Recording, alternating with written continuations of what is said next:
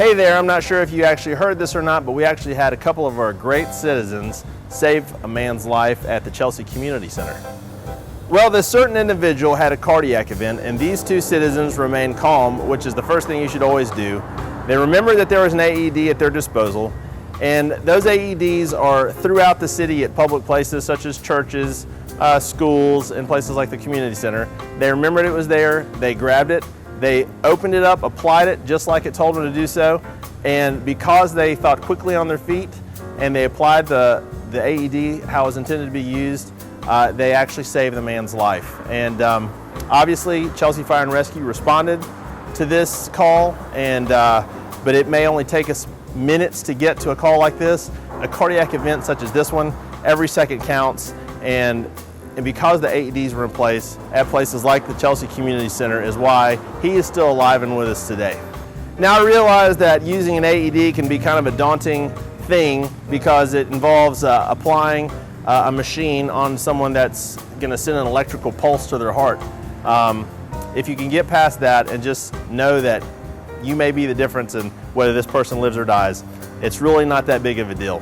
And I'm going to turn it over to Taylor Gunnels, who is a firefighter and a paramedic at Chelsea Fire and Rescue. And he's actually heads up our AED program throughout the city. He maintains them, takes good care, makes sure the batteries are charged, ready to go, in all the locations. So this is obviously a very important program to him. I'm going to let him explain and kind of break the ice on if you ever, hopefully you never have to use one, but if you do, let's take a look and see what it all involves. And that way, if you ever have to use one, you'll at least been exposed to it through this video. I'd like to show you what you're actually looking for and how our AEDs work, even if you haven't had the class. Once you actually take them out of the cabinets that are mounted in our facilities, they come in this black carrying case. And what you do is once you've got it out of the black carrying case, it even has pictures on how to check for responsiveness, to call 911, and then you open the lid and turn on the AED. And once you actually have it, you come and you set it by the patient, you open the lid, and you can just set the lid to the side. You hit the on button, and from that point, you're gonna get visual prompts as well as lights and audio prompts. And what it's gonna do is it's gonna tell you to check for responsiveness, it's gonna tell you to call 911, and it's going to tell you to apply the pads. And our pads are very simple.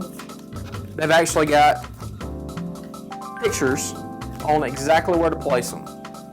So once you actually have these pads in place, they're just peel and stick.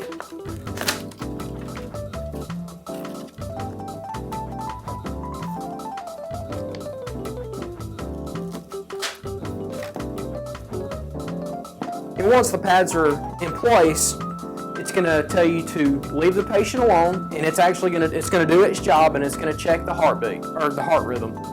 And what that's going to do is it's going to tell you whether to hit the button in the middle that's going to blink with the heart on it. It tells you to shock the patient, or it's going to tell you to continue CPR. And it's also got visual and audio prompts for how to do CPR. So now that we've shown you a brief introduction on how this is actually placed, hopefully this takes a little bit of the fear of somebody being reluctant on providing this care because they're afraid they're going to do something wrong.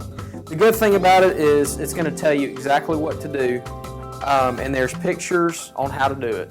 And this could mean the difference in saving someone's life.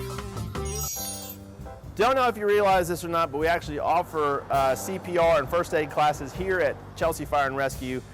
Usually we call it CPR Saturdays. It takes place here at Station 31. Taylor Gunnels usually heads up that program, and he'll do the instructing. If you'd like to find out more information about how you can become more versed in life-saving measures and even be a greater asset to your community, call the number below or stop by the station, and there's some paperwork you have to fill out, and we can get you CPR certified, and it would be great. We'd love to have you be another life-saving tool in the community.